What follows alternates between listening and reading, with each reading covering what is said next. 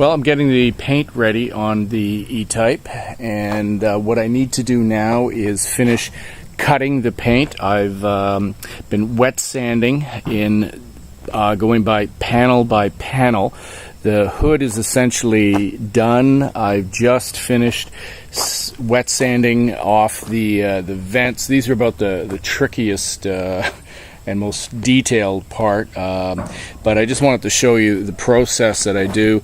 This, you can see, rather dull as compared to the hood, which had been just quickly cut and then quickly polished. It's not a finished polish by any means, but this is sanded down with 2000 grit wet sandpaper. And to get to the 2000 grit, I start off with a depending on the areas, some bad areas I do take it down to actually a 400 or 600, and then to 800, 1000, 1500, and then 2000, all wet sanding. Slow process, bit of a lot of back muscle, elbow grease that has to go into it in order to get it done. This door I have not done yet, and as well one other panel I'll show you. You can see quite a bit of orange peel in the door still. The car's not going to be completely free of orange peel. Fortunately, I'm not going to be able to do it. You can see some small little wee almost pinhead size dents.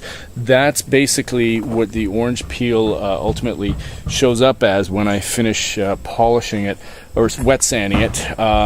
In the door, actually, the orange peel you can see, and there was a couple of runs I had in here. I wasn't all that concerned because I knew I was going to be wet sanding and getting essentially getting them out, but and then I do have one small little area here. When I put the rubber seal in here, it seemed to push back out through here, and I've got a couple of small little pin head size brown spots, which means that I didn't prep that properly, or I didn't see that there was some pinhead rust in that area, surface rust, which but having it show up again when I put the seal on means that it was a little bit more worse than I thought it was going to be. But at any rate, I'm down to 2000 grit, and then once I finish the sanding, I will use a cutting compound, or I should say a rubbing compound with a polishing wheel as well. I will then use a cutting compound, then a rubbing compound, then a polishing compound, and then finally wax, all put on with the wheel.